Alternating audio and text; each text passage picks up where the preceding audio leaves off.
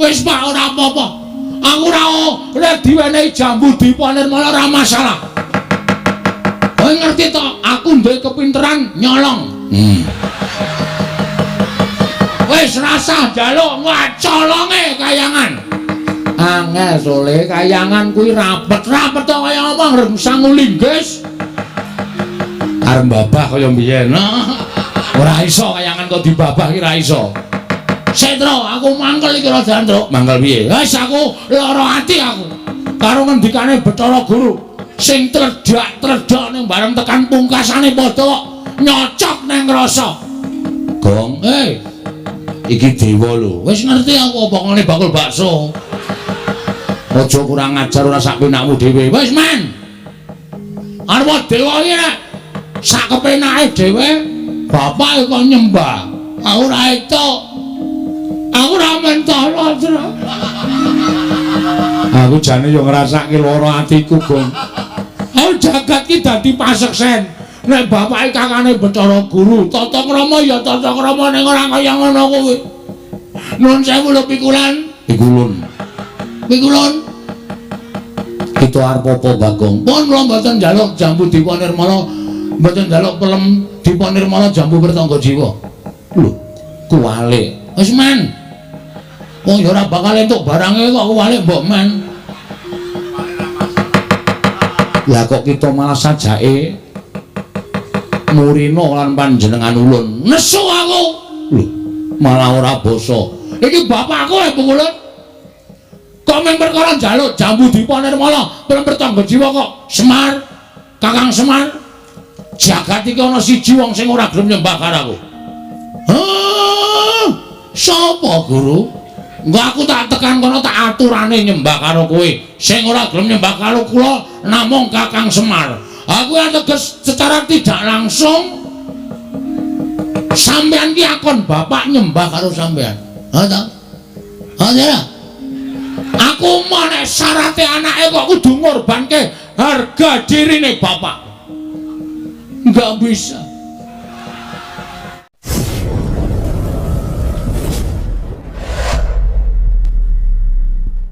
Waduh, sian. Biasane nek nyeluki tekle ngono. Ya Kang Mas Nala Gareng. Tata krama etok-etoke wonten Pasewakan Agung. Kang Mas Nala Gareng winantuing Suka Basuki. Rawuhipun Kang Mas. Pangestumu, Dik. Slamet tekaku. Aku ngaturake pudya pangastawaku tampanana. Kula pundi nggo jimat paripindhayan ning kasantosan. Dipun sekecakaken anggenipun lenggah, Kang Mas. Iya wis ora kurang prayoga. Kang Mas. Kang Mas Petro. Wilujeng rawuhipun Kang Mas. Wah, anteng atiku, Gong. Ayem anteng. Aku tok basane iki kaya anguk-anguk lawanging swarga. Apa gek mati? Lho. Tegese iki ayeme atiku prasasat kabagyan kaya anguk-anguk lawanging swarga. Mengkono Kang Mas. Slamet to, Di. Pangestumu. Wilujeng Kang Mas. Prayogaken ya, Mas. Ya ora kurang prayoga. Sabar sedhela Bapak Semar. Mboten nonton gangsal menit tumuli menika mangke unjukanipun medal. Iya. Ya wis aja kuwatir. Dadi ayem rasane bapak. Bapak kuwi mlaku saka Karangkadempel, saka kelurahan tekan kene. Nek sing jeneng wong tuwa ki rak ya mesti ngelak. Sami Bapak. Kula nggih ngoten. Ya mung sing dadi kagete atiku Bagong. Kowe kok dadak menehi undangan karo bapak. Dina iki kon tekan omahmu ki jane eneng apa?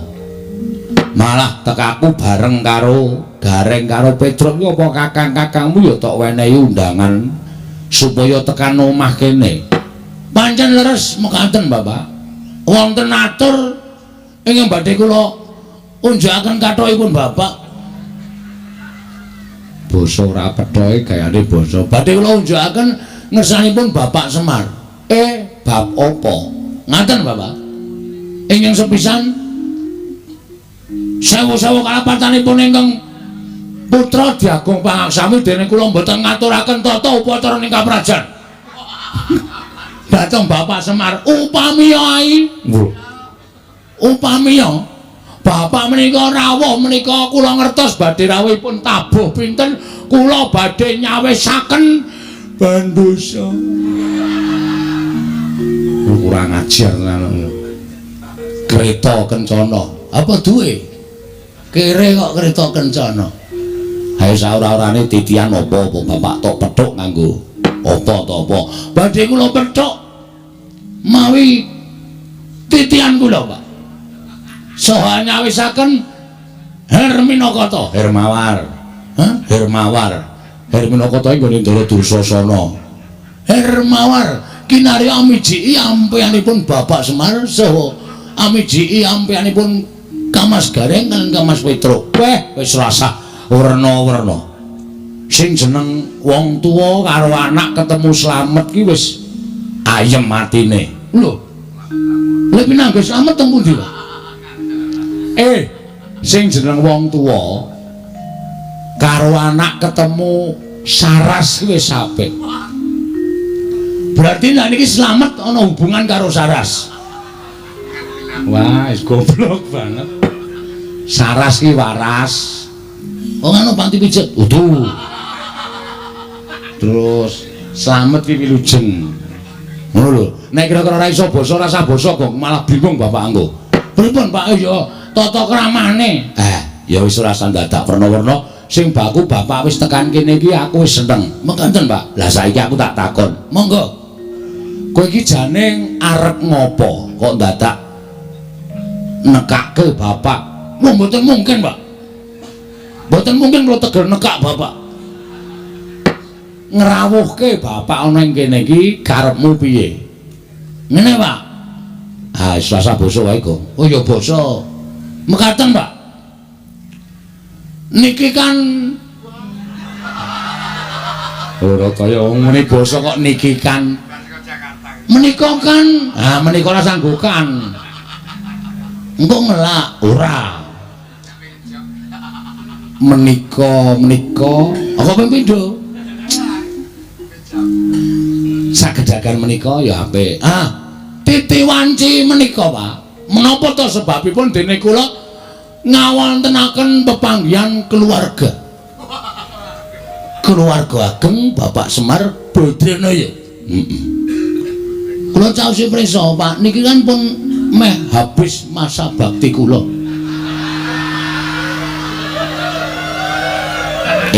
Ngono. Nggih, Pak.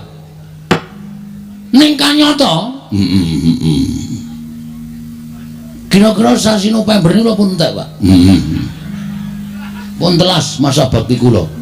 Lek kula udu penemu urun dateng pembangunan padusunan Pringapus mriki.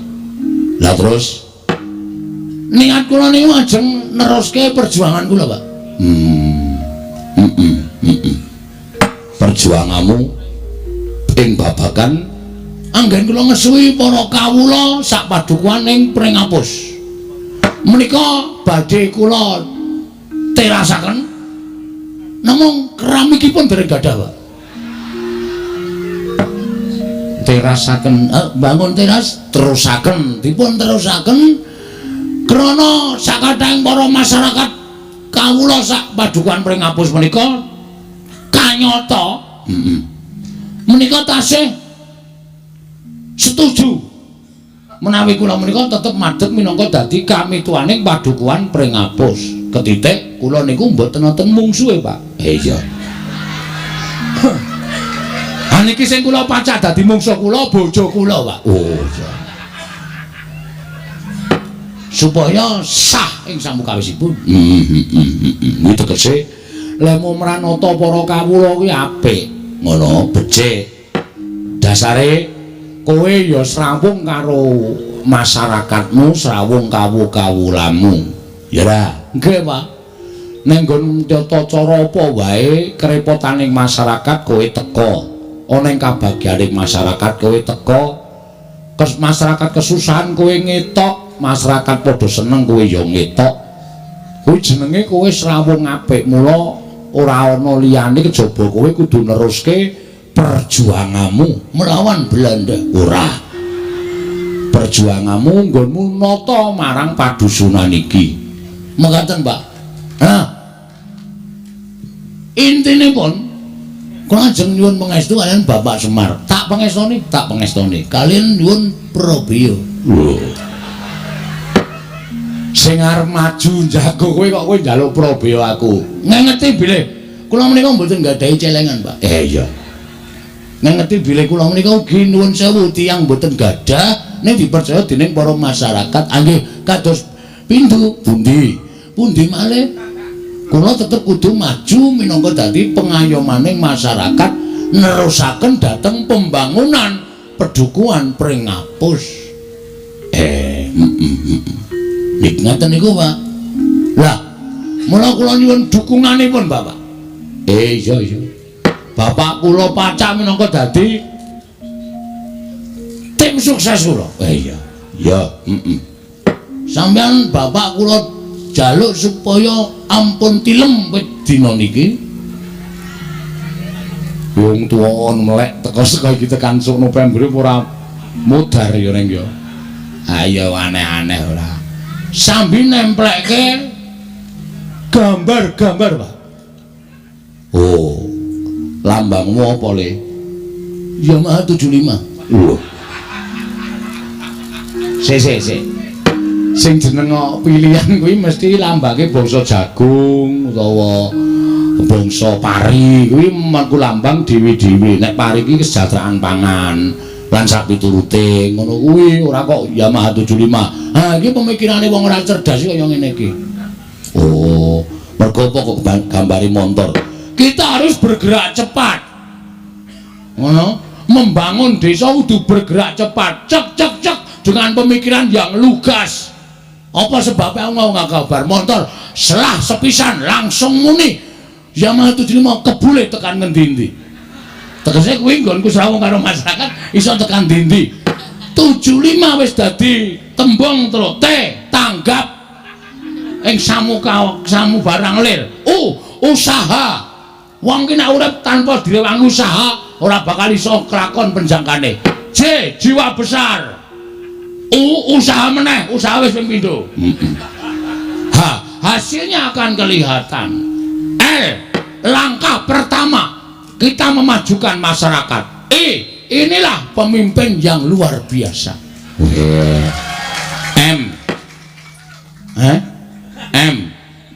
Prei. Loh, prei piye maksude?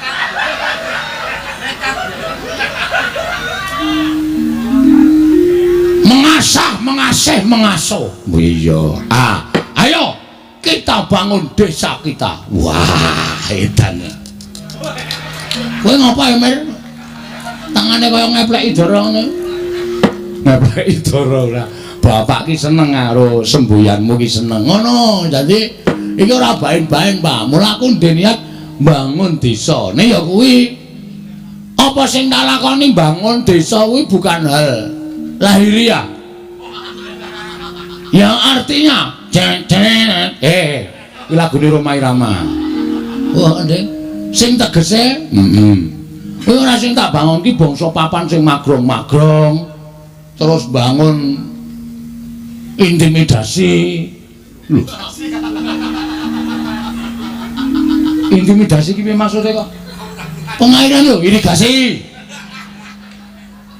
Intimidasi ki pendekatan. Ndeng. Irigasi. Ora bangun perkara kuwi. Ning sing tak bangun kuwi la batiniah, Pak. Batiniah. Bapak paham ora kata-kataku? Paham. Mergo Bapak nun sewu SDM rendah. Iya. Dadi aku nek dadi pengareping dusun ki SDM tinggi ki nek omong SDM rendah ki ora nyambung. Nyambung aku ngerti. Karepmu bangun batine para kawula. Bangun batine para kawula mergo pembangunan lahir itu bisa terwujud karena batin sing wis padha manunggal nyawiji dadi siji. Ngono lho. Rukun, tentrem, gotong royong, manunggal nek susah ya do gruduk marani kabeh, nek bunga ya ora dhewe gruduk marani kabeh. Kuwi mujudake ati sing manunggal. Nek atine manunggal, wong sak padusunan ki sayek sayeka apa to? Praja, sayek sayeka praya manunggalake batin, pembangunan lahir bisa terwujud. Bener, Gong. Wah, seneng aku jan. Teka aku mrene iki tak kira nek ora ono rembug apa biasane kuwi nek ngundang kakang niki mengangile dhuwit. Akhirnya mengko nang kono, Tru. Oh. Iki lagi omong-omongan kok cilaka iki. Aku wis omong sih. Ngono lho. Iya, apik. Terus piye, Gong? Aja kuwi mau, mula iki aku arep bangun batine kawula sak padusunan. Carane kabeh kudu tak klumpukake. Setiap saat tak tekankan bahwa ya nek kita itu satu negara ya sak negara awak dhewe kudu urip mansinamatan awak entuk apa ta wong congkrah ha ta Pak dusunku ki upama ana congkrah wis kecekel wonge Pak weh sapa sing marai sebabe aku lho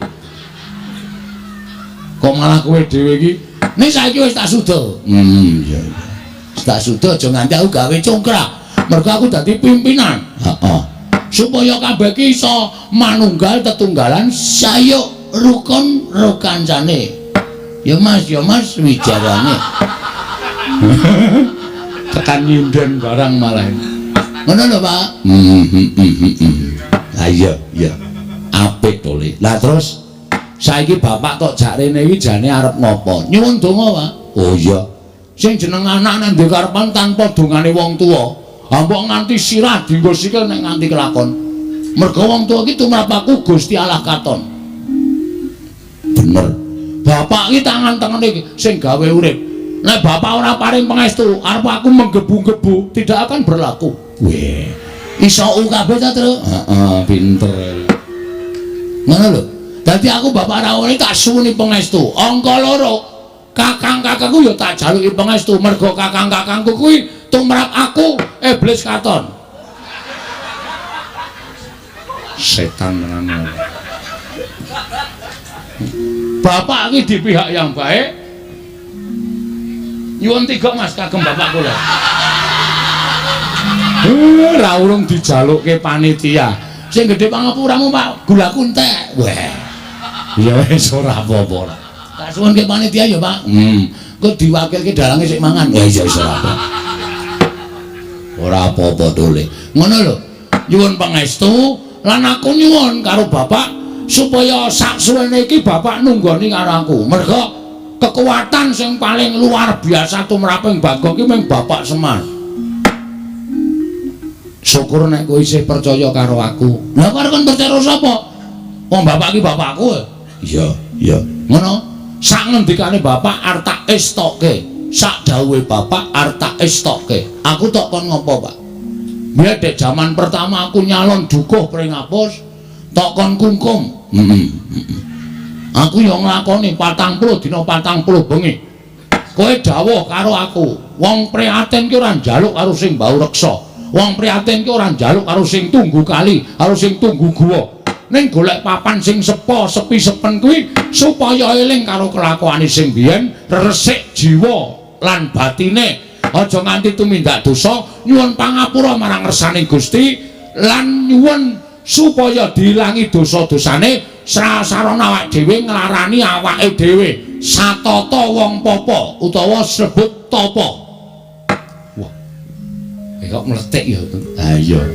iso ngertekke kaya ngono wong ki anggere cegah dahar, cegah guling, ora maem ora turu. Kuwi ora kok piye-piye, ning ngrasake wong sing sengsara uripe, kadang kala mangan wae ngrekoso, turu wae ra iso. Lah awake dhewe kudu iso nirokke lelakone wong sing sengsara kaya ngono kuwi disebut tapa.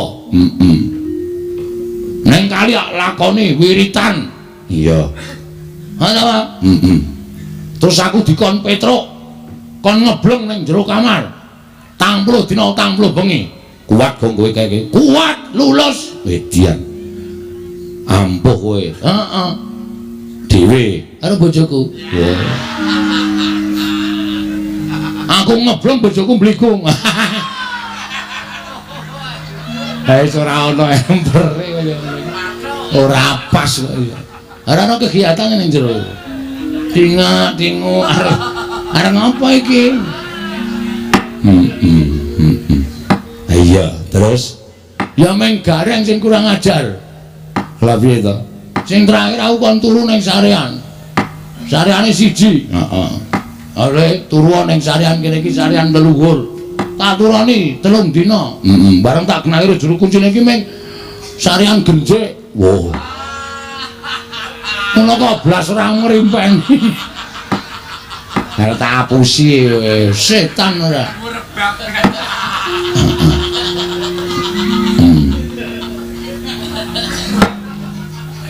Ning aku ngono, Pak. Piye? Aku jane ya arep matur karo bapak. Arep matur apa? Sasuwene aku ki entuk mandat saka rakyat. Nek pancen aku ki arep kepilih meneh mergo aku ora ndek mungsuh. Iya. Iki ana sasmitaning dewa, Pak. Sasmita dewa sing tok tampa metu marganing pasumpenan. Siji, aku iso kelakon yen aku kudu disarati dusunku iki kudu dipendhemi utawa ditumbali pelem pertangga jiwa. Kuwi jane nanti to kare golek. Karo Jambu Dipa Nirmala. Sing angka 2 ana dewa sing menehi sasmita. Bagong nek kowe kepilih meneh, sok nek syukuran kudu wayangan meneh. Masyarakate do guyu to? Setuju to? Provokator kuwi jenenge. Kondur sing ditanteng kok masyarakate. Aman rampo menek ora ngono ndak ora sida. Iya. Ha kowe mertangga jiwa Jambu Dipa Nirmala iki jare sapa to, Pak? Ya ora bab sing gampang. Ning kuwi bab sing angel sebab kuwi ora ana tukule ning jagat. Lho. Tukule nanti, Pak? Malah mertangga, rasa nganggo. Ngono. Marai arep watok aku iki. Semar iki pancen ngene iki. Ngandel ora? Sing jeneng. Kok jeneng ora? Semar iki ya entuk kleru. Wong MC-ne mau ya kleru. Harmoni mugi-mugi kok mugi-mudi. Mergo ketrikel lilate. Nah, mesti kleru mugi-mudi. Terus kebacut seru. Ha iya.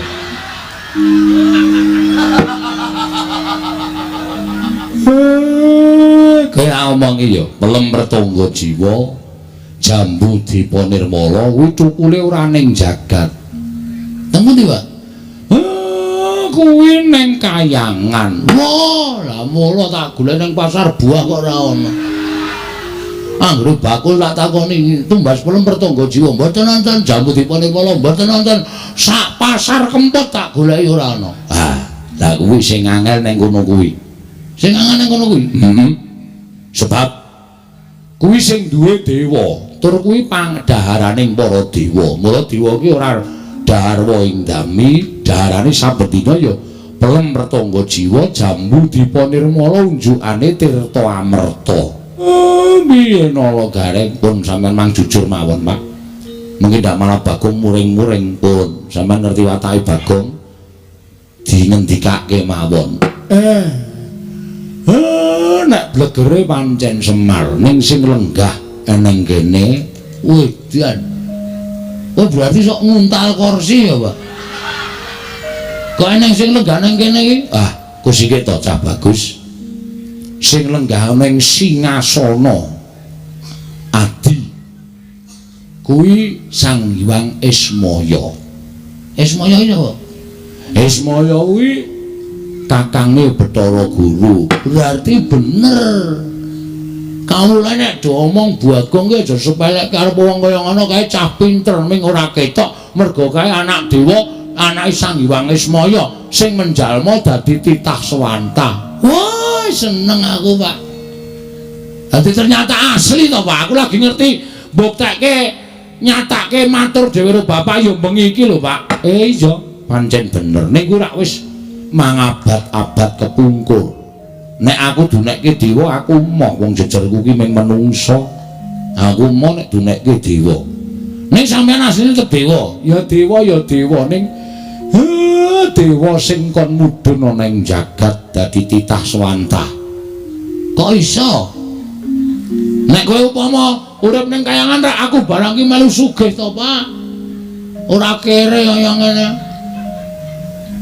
Siji pesti loro judul telu tibaning wahyu kuwi sing ngatur sing kuwasa. Pestine Semar kudu urip ning donya. Nek jane aku ya ora karep ning gandeng wis dipestekke ya wis kepiye meneh.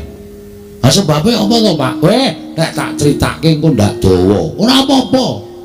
Santai wae to. Biyen aku kuwi kakangne Bathara Guru, bapak kuwi Sang Hyang Tunggal. Oh, ora dulur, ora. Sang Hyang Tunggal ki nalika semana garwane nglairake wujude endhog. Waduh. Endhog. Banyak kok bebek. Wis wujud endhog ngono wae. Lah, endhog mau lahir dadi bocah telu. Kulite dadi Tejamaya, putiane dadi Ismaya, kuningane dadi Manikmaya. Wong telu kuwi sing paling ora rukun dhewe ming si Manikmaya.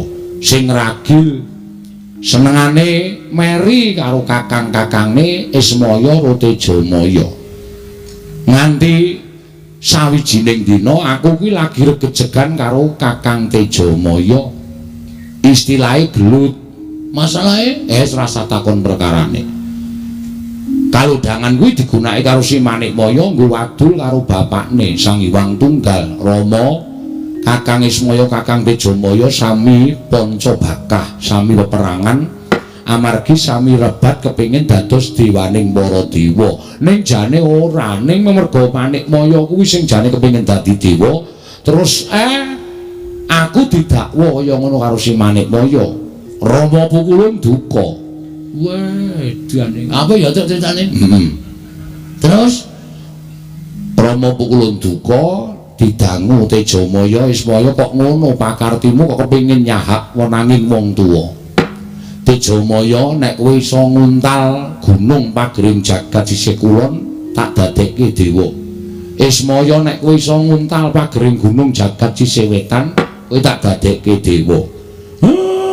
Pak Demu Tejamaya cangkeme nganti dijembar-jembarke nganti suwek. Mula cangkeme Togog kakangku kae kepleh-kepleh. Dadi rusak awake. Aku nganggo igo. Gunung mau tak serot. Sawetara sapirangan mlebu ning wetengku, mula wetengku jembling kaya ngene iki. Isine gunung. Separuhe ora ana, gragas. Aku ngonceki critamu mau ana bab sing apik sing tak cekeli, Pak. Piye? Sing jeneng wong di gegayuhan kuwi nek ora ngukur karo kekuatane kuwi mesti ngrusak karo ragane, ngrusak karo batine dhewe. Ya kuwi bapak kuwi. Iya, mula aku keluputan terus diduke neng jagat kene. Nah saiki ngene, Pak. Piye? Aku nek njaluk tulung iki, Pak. Njaluk tulung apa? Gandeng bapak ki wis tepung karo wong kayangan. Bapak ki wis sapal karo panitia kayangan. Terus bapakmu nggawa ning kayangan nyuwuna pelem pertangga jiwa Jambu Dipa Nirmala. Lah. Iki piye iki? Gelem ora? Kowe nyetujoni aku dadi pimpinan meneh ora? Nek sampean ora gelem, berarti sampean arep menjatuhkan aku di depan masyarakatku. Itu menghina. Manghina. Tegese aku wis tok elek-elek. Nek bapak iso gayo, berarti bapak kuwi pancen lahir batin nggone mbantu karo anakmu Bagong. Ngono wae. Lho gareng piye iki? Ah monggo kersane bapak pripun? Petruk piye? Kowe ora ngerti. Pun rasa taren-taren. Gek cekat-cekat menyang iki ana uang transport. Lawewu. Selawewu tekan Kendigong, tekan Kayangan kok selawewu. Pripun, Pak? Nek upama aku rasa munggah ning Kayangan piye? Lah terus? Adikku gurue tak undange mrene. Weh, lah iki ngetoke keterampilan kesektene Bapak. Coba. Guru kon mrene ning aja sak murite lho nak ngebabaki. Gurune tok wae. Iya. Gurune tok. Engko ndak ngebabaki aku malah kewan le nyuga aku. Iya. Tak matek aji ya Bagong matek aji pameling. Bathara Guru men tekan ana ing kene. Kowe matura dhewe sakarmu. Entuk karo orane ya sakarmu, aku ming sadurma nglantarake. Nggih, Pak, ngestoke dawuh. Sigra andumuk kuncunge Lurah Semar Badranaya. Lamun Lurah Semar ndumuk kuncunge tegese duwe gawe. Sigra matek aji pameling. Datan dangu cumorot saking Dirgantara. Nenggih. Onyang Madya putra Hyang Pikulun. Sang Hyang Jagat Girinata ya Sang Hyang Bathara Guru tumedhak wonten ing balismaning Lurah Bagong. Ki kono wong malak. Malak piye? Kancane tangane loro kok papat dhewe. Ki nek adus suwe tenan ki ngosoki kelek papat. Linggo ngisor. Kuwi Bathara Guru. Lho, kok ora nggo stop map? Bathara Guru. Ayo linggo ngisor. Nggih, Pak. Waduh, rawuh tenan nun ya, Pak. Iya. Mas tu nomo sidang.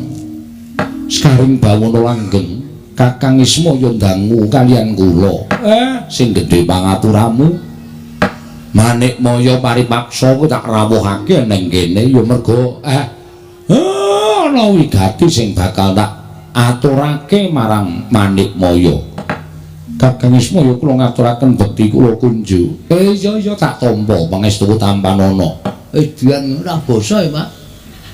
Kuwi adikku kok. Oh iya, Nding. Tejamaya, Ismaya, Ismanta. Us. Sapa? Manikmaya. Oh lah. Pukulun kula ngaturaken bekti kula kunjuk pukulun. Iya nawa garing ingsun tampa. Ora liwat pangestu ingsun tampanana. Kula punika jimat paripin daya ning kasan-kusan. Reng ora metingkring. Oh iya lali aku ora. Saking kami tenggengen weruh busanane Pukulun Bathara Guru ting glebyar ora karo-karuan. Pukulun bekti kula kunjuk. Ya Petruk ulun tampa pangestu ulun tampanana. Kula punika jimat paripun daya ning kasantosan. Pukulun. Kula ngaturaken bekti kula kunjuk Pukulun. Ya Bagong ulun tampa pangestu ulun tampanana. Kula pun dinggo jimat paripin daya ning kasantosan. Lah menika ngaten Pukulun. Estunipun panjenengan rawuh wonten ing pedukuhan kula menika panci kula ingkang nyuwun tulung dhateng Bapak Semar ngrawuhaken Pukulun Bathara Guru. Iya Bagong. Ulun doya apa-apa. Apa piye? Ora sembrono engko disotke. Wah, anake Pak D Semar e. Ikan mengadimu santai wae, Pak. Ulun boyo. Ulan kok ulun apa ulan? Wah, aku gak ngece MC-ne mau dadi kleru-kleru aku. Kualat tenan aku. Kakang Semar, apa? Wonten menapa? Mangke menawi kula paring pangandikan kaliyan Bagong malah mboten rampung-rampung. Ya ming ana penjaluk sithik saka anakku. Sing bakal katur marang Manikmaya. Wis ben anakku sing matur dhewe mongko ndak dikira aku piye-piye. Bathara Guru menawi ngaten inggih Bagong matura. Mekaten Pukulun. Kula menika nggadahi gegayuhan kepengin bangun desa kula. Nelasaken masa bakti kula 2919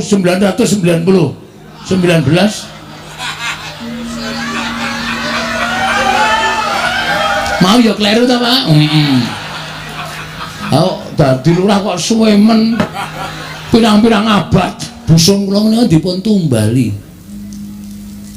Ditumbali apa Bagong? Sepisan ing winastan pelem arum manis. Kok wis malik iki piye? Pelem apa? Arum manis. Pelem arum manis kok dadak ngrawuhke Batharaku. Wis jendeng lali aku. Wong blokon tenan. Pelem apa Bagong? Pelem pertangga jiwa. Kalian jambu nganggone muni kluthuk tak bandem. Sandal saka kene. Jambu dipanirmala. Mekaten. Monggo menika cukulipun ngendikanipun Bapak namung wonten ing Kayangan Surabaya. Suralaya. Papan pelengganipun Pukulun Bathara Guru. Mila Bapak timilu tumuli ngrawuhaken Bathara Guru rawuh wonten ing pring apus menika ingkang saderma saperlu kula aturaken menapa dados panuwun kula dhateng Pukulun Bathara Guru supados maringana mboten ketang ingkang pentil gong cangkeme kuwi lho sing urung gedhe kuwi lho. Aku iki pikiranmu sing bosok terus. Pelem ki nak cilik pelem pentil. Heeh ya. Ingkang alit waton saged dipun dadosaken tumbal ban. Wonten ing pedusunan pring apus mriki kalian jambu dipanirmala Pukulun. Pelem pertangga jiwa setunggal, jambu dipanirmala setunggal, kula petak wonten ing dusun pring apus. Nyuwun pangapunten menawi kula keladuk ning gandeng menika sampun dados sasmitaing gaib. Mila tetep kedah kula suwun. Menawi Pukulun nyuwun lintu menapa kemawon kula sumadyakaken. Kula gadah pijawa. Menawi kersa badhe ngasta wonten Kayangan sumangga ning kudu ditumbaki. Ora ana pitisa mabur. Ayo iki menehi ning ora mungkin dadine ora bakal kelakon ora. Ngaten Pukulun Kakang Semar. Piye? Menapa Bagong menika mboten mriksa menawi pelem pertangga jiwa jambu dipun nirmala menika daharanipun para Jawata. Wis tak kandhani ning gandeng anak njaluk karo wong tuwa. Ana tetembungan anak polah bapa uga kepradah. Tur ngene lho Guru. Mbok ya ora kutang ming siji paringana. Wong minggu syarat srana wae. Tukule jambu dipunipun lan pertangga jiwa ki rak pirang-pirang ning Kayangan. Nek ming tok longi siji dienggo anakku, dienggo srana ora ngelongi kayamu, ora ngelongi agung lan ageng kuncaraning asmamu. Mula paringna ya Guru. Aku njaluk kanthi banget wene ana. Mbok nganti aku kudu kepiye sing tak lakoni, aku tetep tak lakoni waton kowe gelem menehake jambu dipunirmala pelem pertangga jiwa. Ilahing. Lho kok malah janturan? Kok sipne. Ilahing. Awik namastu nama cidam. Negari pun dipandang lunjuk. Gong tak bandung sandal cangkemmu lho. Malah janturan kaya arep wayangan ora. Ha ki mau malah wilahing to. Wilahing. Yuk. Aduh. Malah kena sirahku dhewe. Wayan Bagong ki malati. Wis wenehno. Kakang Semar kula badhe munjuk atur. Piye? Slaminipun kula menika dados diwaning para dewa. Slaminipun kula menika dados nalindraning Jawata, sedaya titah wonten ing jagat menika sami nyembah kaliyan kula. Namung imanipun wonten titah setunggal ingkang dereng nate nyembah kaliyan kula. kula kepingin titah menika keparenga sak mangke nyembah dhateng kula lan badhe kula paringaken mrepangga jimbo lan jambu dipa nirmala. Sapa sing ora nyembah karo kowe lan kudu nyembah karo kowe? Mengko wonge kuwi tak paranane. Wonge kuwi tak paranane, tak dawuhi supaya nyembah karo kowe, jer nyembah karo dewaning para dewa kuwi wis sak mestine. Ingkang dereng nyembah kaliyan kula namung Kakang Semar.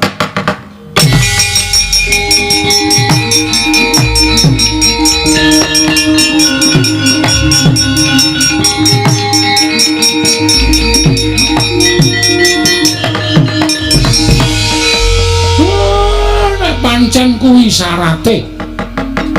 Nadan aku kudu nglesot ning ngarepmu, tak lakonane. Ben napa sing dadi penjangkane anakku iso kelakon?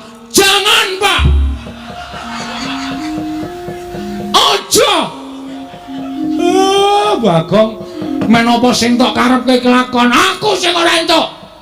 Aku ora tegel bapak klesotan ning ngarepe Bathara Guru. Bathara Guru kuwi adimu to?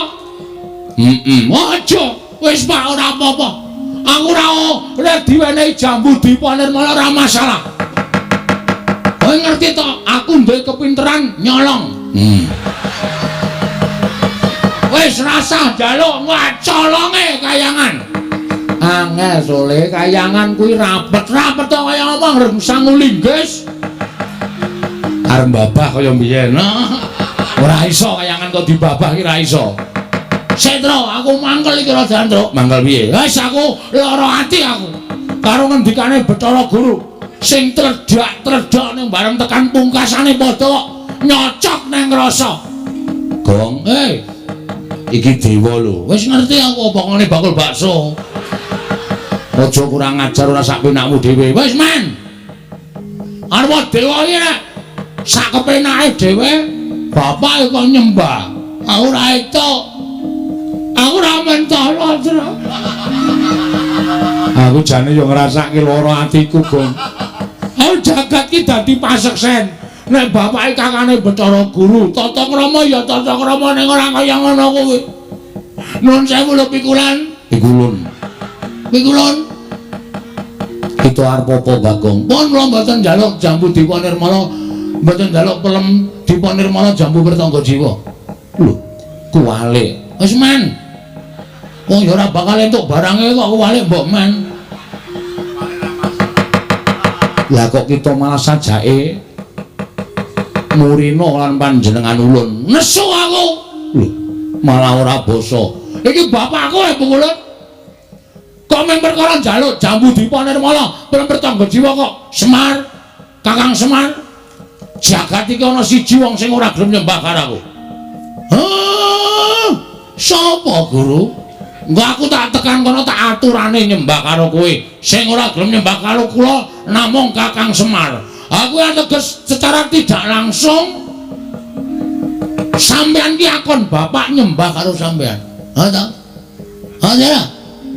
Aku mau nek syarate anake kok kudu ngorbanke harga dirine bapak.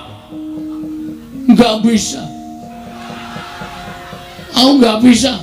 Nek carane kaya ngono, alon aku terima mundur wae. Kuwalik. Lagune kuwalik main ra apal kok sakarepku.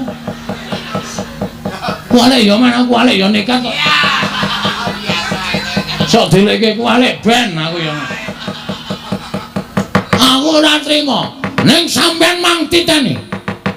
Sampeyan ora menehi jambu dipane wala pertangga jiwa.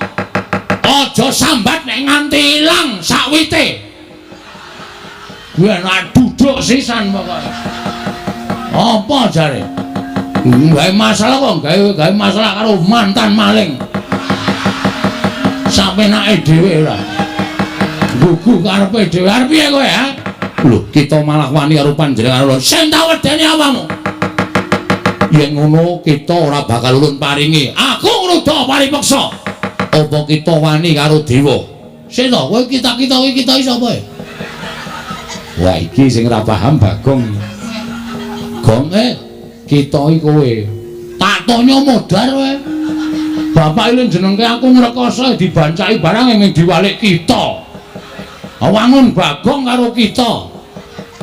Kita nek aku nyebut, aku pamane dewa aku nyebut kowe kita. Nek kowe nyebut aku ulun. Ulun piye? Sing ulun sapa? Ulun aku. Jare Bathara Guru. Piye ta iki? Bathara Guru apa ulun? Wis mau diarani ambok 2 jam iki kok ngene iki terus. Wong cah ora dong kok dikandhani ora. Iki basa dewa. Oh, beda. Nek misale gong arene ndi ngono kuwi aku nyeluk kita arene ndi. Oh, berarti aku ki kita. Iya. Nek Bathara Guru ki ulun. Heeh. Aku kita. Ajare kita aku.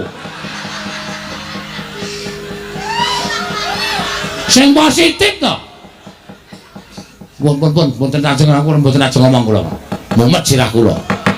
Sabanjure kepiye Bagong apa kita tetep bakal njaluk jambu dipunirmala pramrtangga jiwa. Nek purun mboten maringaken kula tetep mudha paripeksa.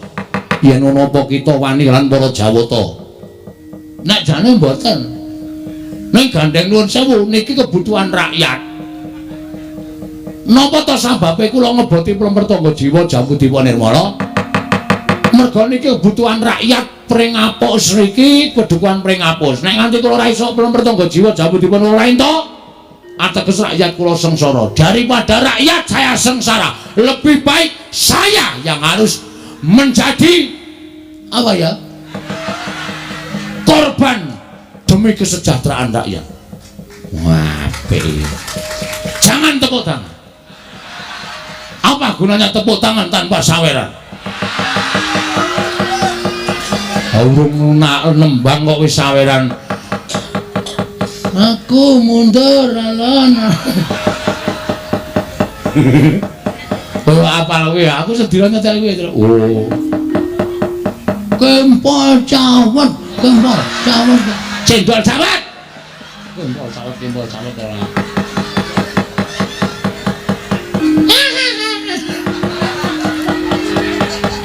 Ibu-ibu lek guyu nganti ora kepoyo malah ciraka.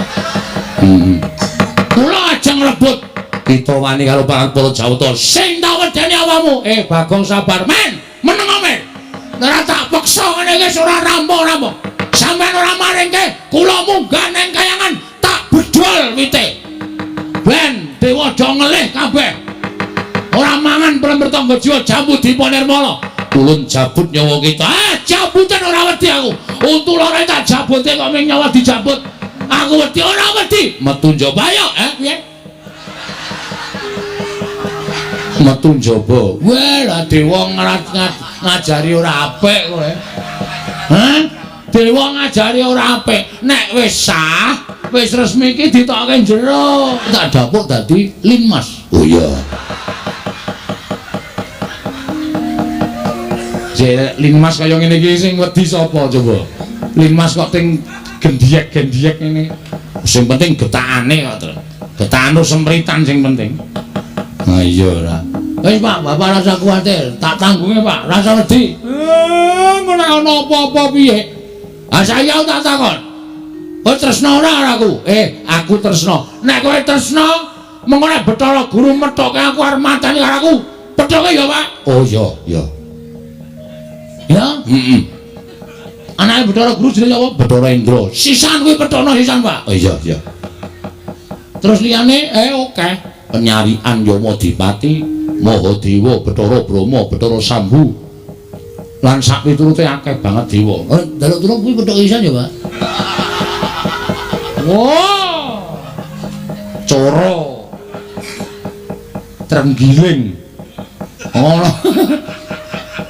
Misuwi kok ora wangun to, Gong. Kok mung kewan cilik-cilikan trenggiling ngono. Arang-arang. Oh, cacing pita. Ha iso ora serem cacing pita. Tulung ya, Pak? Iya. Wis kono gak menyang. Hak kowe, aku tak turu dhewe. Engko nek dewane lunga aku digugah. Ora kena kaya ngono, kudu tanggung jawab tela bakarane. Enak kuwi. tanggung perkarane kok enak-enak. Oh, siap. Jagung bakarane, Pak, kok telo bakarane. Nek wis ora gatekke iki aja dibaleni. Senengane kok malah badarke dhewe. Aku marang ya sak ngono kowe. Nek ora bener ki aku sak ora lega. Aku iki wis rampung iso tak. Bener ora ya mau. Ora yakin e. Hei Mamet tuan dhisik aku tak methuke karo dewa-dewa kae. Ning sing enom-enom petukno, nek Bathara Guru sing maju aku sing methuke. Siap ya Traya? Yo. Ora nggo gending, slepek. Oh iya. Nganggo slepek wae. Tunglentak. Jelali nganembah mangwa suci sasi seswarane pesona wala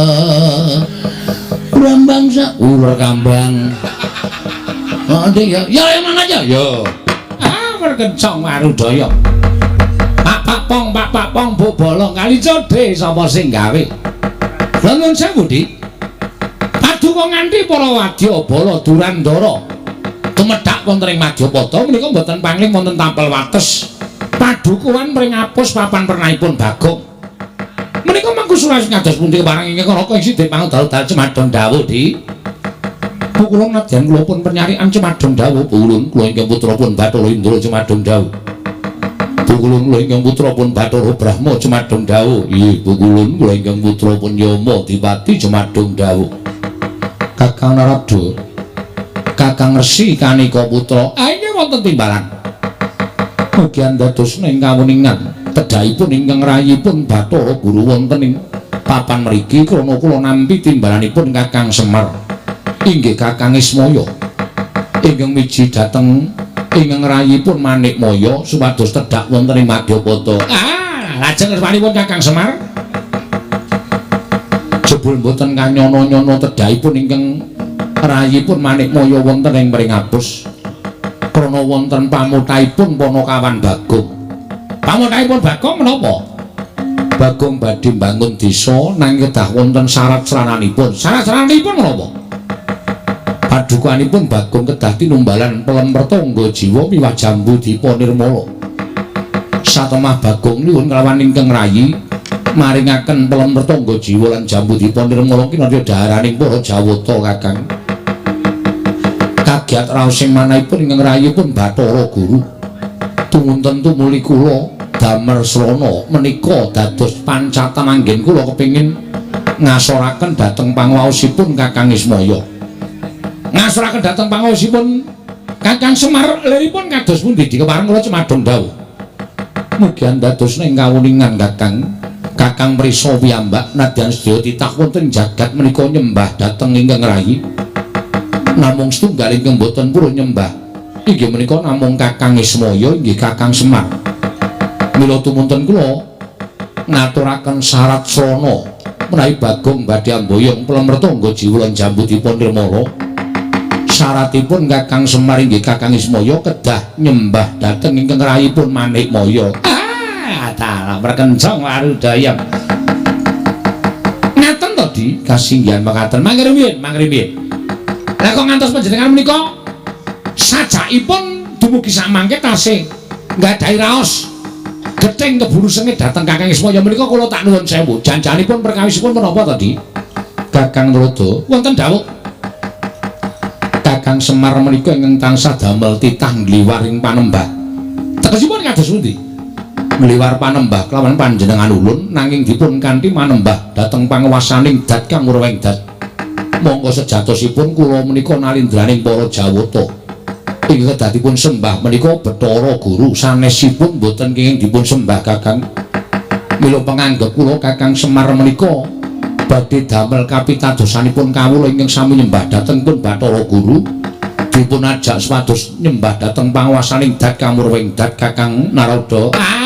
Dalah mangriyin.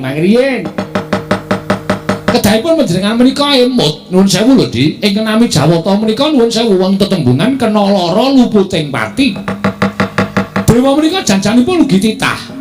Namung nuwun sewu gandeng piritados dening panguwasaning Gusti tumuli dewa menika dipun paringi gesang ingkang panjang tumuli dewa menika dipun paringi pitadosan supados ngawat-awati dhateng mubah musik ing para titah mboten kok panjenengan menika dados nuwun sewu panguwasa tunggal wonten ing jagat menika mboten panjenengan menika tasih wonten ingkang nitahaken inggih menika Gusti Kang Mahanasa. Mula-mula paduka di guru menika rumaosi bilih panjenengan menika panembah tunggal wonten ing jagat menika kula nuwun sewu klentu menika klentu. Nah panjenengan tuwun dawuh kalian pun Kakang Semar pada jembakalan panjenengan menika ya kleru. Wong tuane ya tuwa Kakang Semar. Tinimanipun Adi Pramesti Bathara Guru.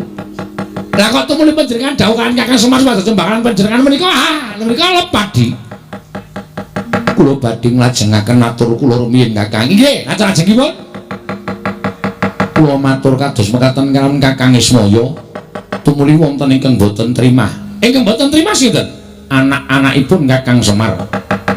Ingkang sami nyulayani dhateng kula Kakang Rada. Mestine ora trima ning ngarepe anak-anake kok wong tuane kok nyembah karo panjenengan. Monggo Gareng Petra Bagong menika sami prisa nek panjenengan menika kadang tarunane Kakang Badranaya. Lah iso ora jeneng Mentala nek bapakne kok kon klesotan teng suku panjenengan menika mboten badhe mentala. Mila dinten sak mangke kula nglempahaken para Jawata menika ingkang wigati supados sak mangke kula aturi nyekel dhateng pun Gareng Petruk Bagong. Menawi Gareng Petruk Bagong saged kacepeng, Semar saged kacepeng badhe kula kanthi wonten ing Kayiwangan. Wigatosipun krana kluputanipun Semar saat majanipun badhe kula cemplungaken wonten ing Kawah Candradimukha Kakang Rada. Merkenca wadudaya. Menika tegesipun kriwikan dadi grojokan geguyon dadi tangisan menika mangke lampanipun boten sae lho Di. Boten namung ngembet lan paduka Adi Pramesti Bathara Guru ning badhe ngembet dhateng ngawontenanipun Kayangan. Mergi menapa? Kula menika nggadahi saloka, ora ana ala ingkang tumama warang becik menika boten badhe wonten. Nadyan to kendhita, gak kowe engko ora mangan angkane nanging gabul pulute ya, Ger.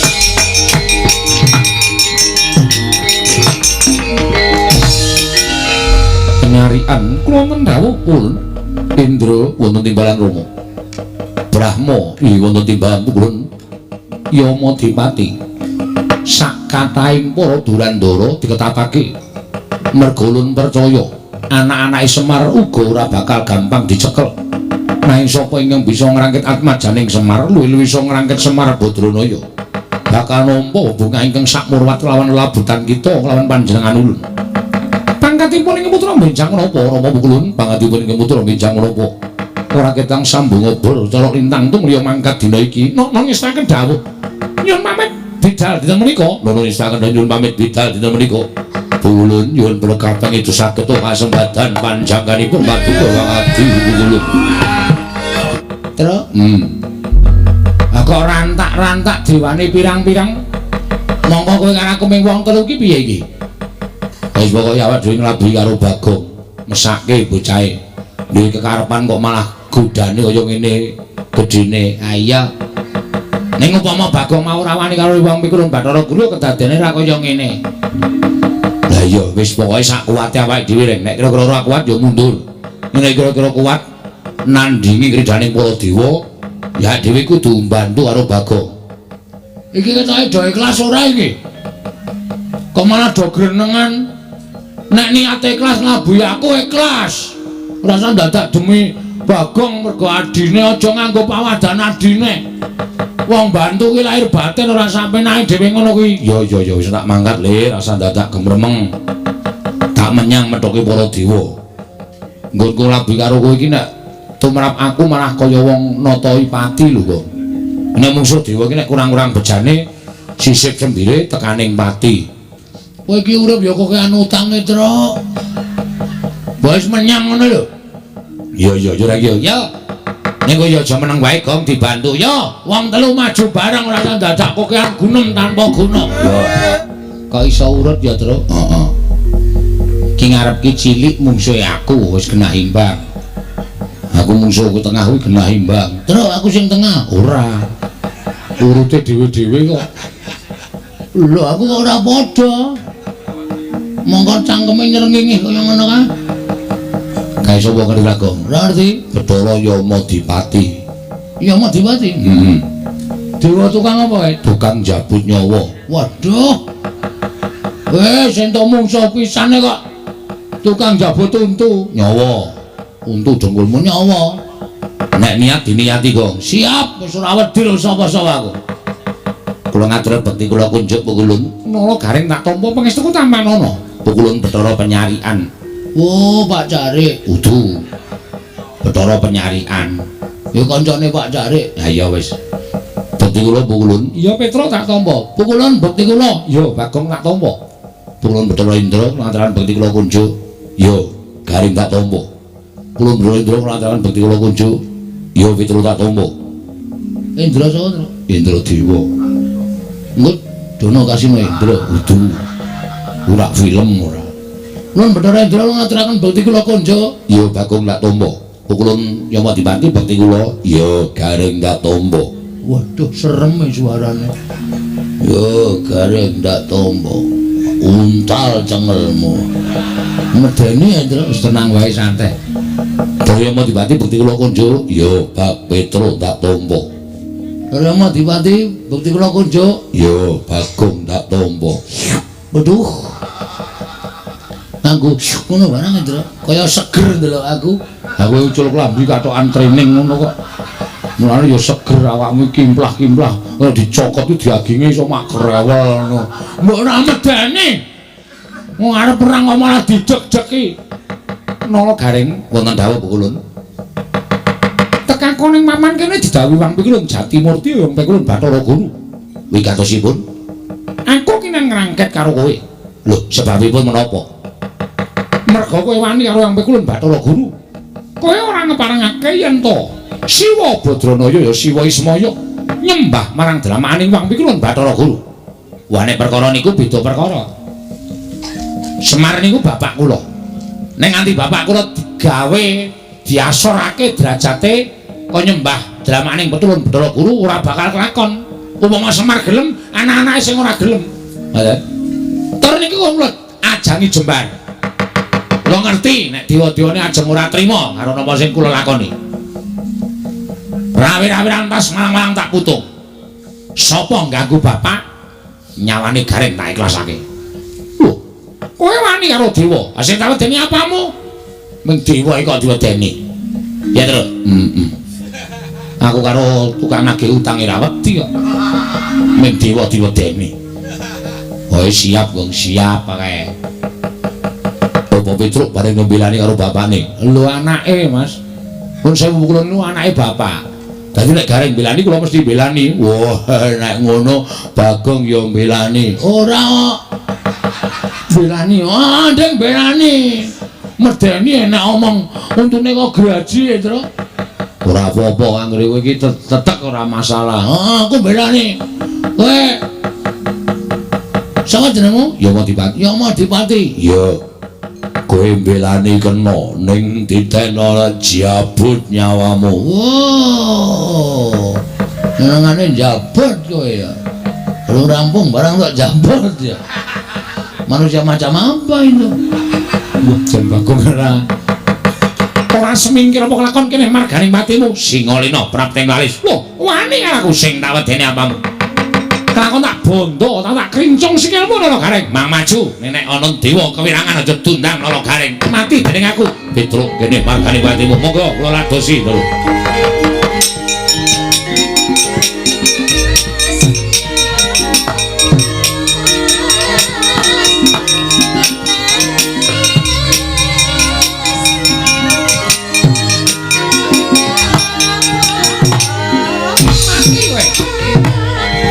Siap lho, Bang.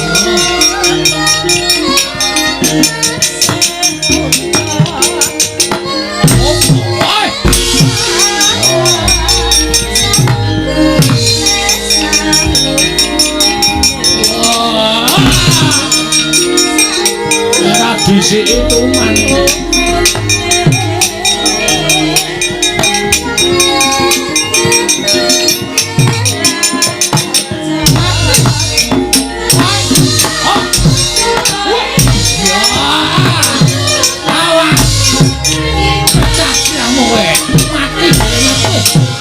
Jatuh batur dong. Ngomong lah. Ayo, maju.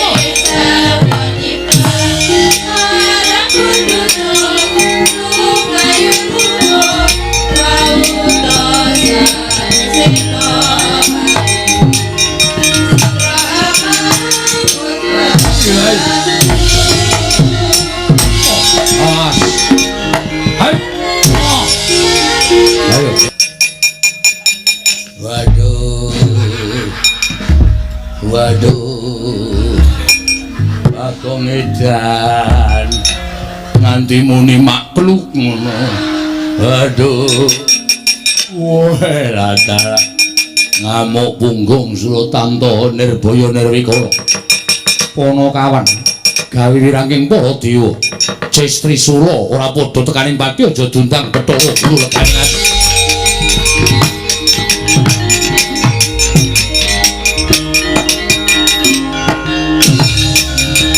Waduh. Wes.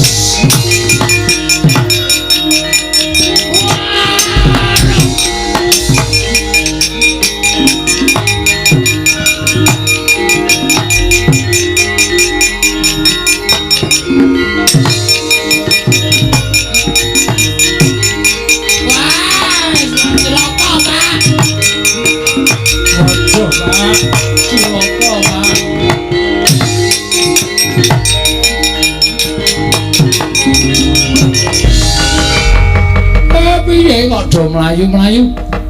Wah, wis. Nek dewane kalah kabeh. Cocok ora? Dodo medun cocok. Sip, Mak. Penyarian tak kwampleng kluthuk. Mbebeki ora karo-karuan ya. Jungkel-jungkel Dara Intulak antem ya kontak. Pak. Bathara Guru nggawa drai. Drai dengkulmu mlocok ora. Sing marai mlayu ki ya mbuat Bathara Guru nggawa gaman kae. Namane apa ya, Tru? Kae jenenge kaya tombak ning pucuke telu, Pak. Kuwi bebayani. Ora ana sing wani nampani kuwi. Kuwi pusakane Bathara Guru sing jeneng Cestri Sura.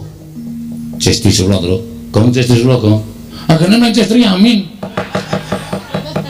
Cestri Sura. Mula kok ditokke kok suarane.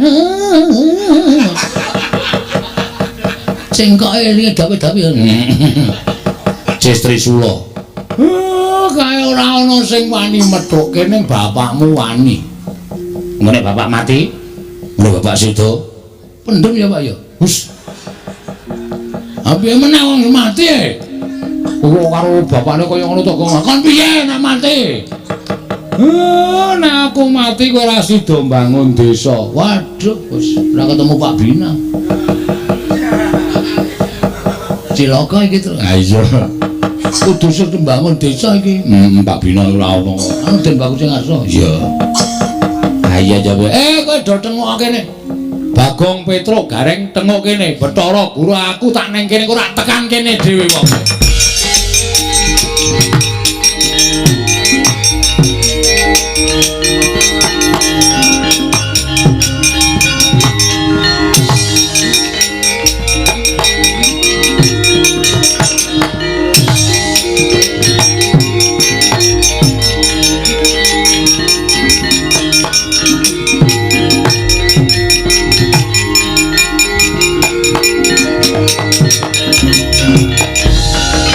Kakang Ismaya sakmenika sampun pantok pepundha ning dekat menawi Kakang Semar mboten purun nyembah kaliyan kula paripaksa kula ngginakaken panguwasa minangka dados dewaning para dewa. Kakang Semar saat majanipun badhe kula tegakaken Kakang. Mbok sabar to Manikmaya. Dipeto nganggo nalar sing ganep ora sak kepenakmu dhewe ngono kuwi. Lah nek nganti iki engko do ngerti mongko iki ning jagat. Nek nganti Manikmaya ngerti mateni Semar, apa jeneng ora banger bajin asmamu? Sing padha wis weruh. Lah jare Semar iki kakangne Bathara Guru kok malah kakange dipateni adine. Apa jeneng kowe ora ngreksa marang kalindraning Jawatamu? Apa jeneng ora kowe ngreksa marang asmamu? Aja nuruti karo apa teges aku mati. Waduh. Apa kok jewek-jewek iki? Aku arep wani karo bapak ning aku sayang karo bapak, Tru. Ya wis ben kadang barang kok ya mati. Ayo nderek bapak kok ya. Alah, Rek. Ora kesaur utangmu. Wis ben kok wis tak ikhlaske. Kowe barang ya mati to. Asik. Lho. Kok asik iki piye? Si bojomu ayu e. Oh. Cahe Dian. Aku pancene Dian. Mau gedeng ora. Kowe tenan saestu Kakang Semar. Aku kok ngapus iki. Wis to, ayo. Dina iki budal bareng. Aku tak ngejak anakku Gareng karo Petruk Bagong meneng rampungke gaweane. Nanging menawi mangke Bagong sampun rampung pedawalanipun badhe kula pethuk, kula inggihaken wonten ing kayangan. Kula sampurnakaken sareng kalian panjenengan, kula susulaken kalian kadang-kadangipun karo Gareng lan Petruk. Sangarepmu. Nek Bagong gelem. Bagong kok nek wis rampung bangun desa karo dipethuk karo Bathara Guru. Asik. Kowe arep diunggahke ning kayangan dipateni dicampurke karo Gareng karo Petruk. Wis ora apa-apa ora masalah. Sing penting kewajibanku rampung kabeh. Wis ora bakal piye-piye aku. Nggih kula ngestakaken dawane ngestu lho dipethuk lho. Iya ulun pethuk. Nek saken beto tosa. Guru engko tosa ora mungkin ora dewa e. Monggo Kakang Semar kula dhewekan minggah dhateng kayangan. Ayo. Ikhlas iki Kakang. Ora ikhlas sebab apa? Urip olare tuku, ora utang kok ora ikhlas.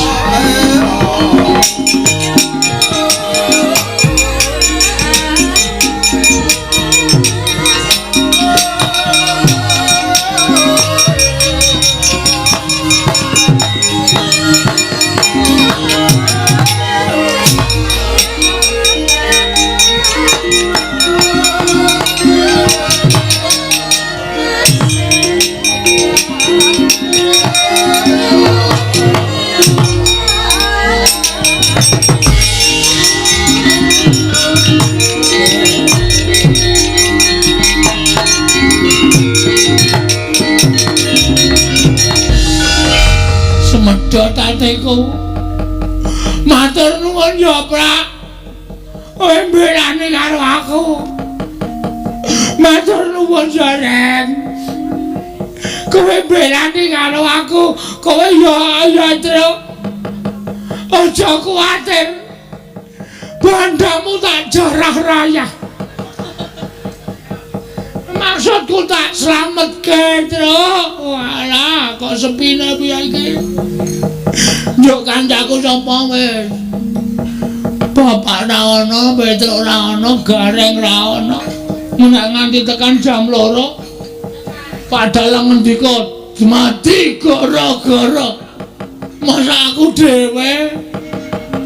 Ora bakal rame, ora bakal gayeng aku terus arep wadul karo sapa iki? Wadul karo Pepunden Pandhawa malah dilumputke. Wadul karo Sinuwun Dwarawati mesti disalahke. Sik. Oh iya.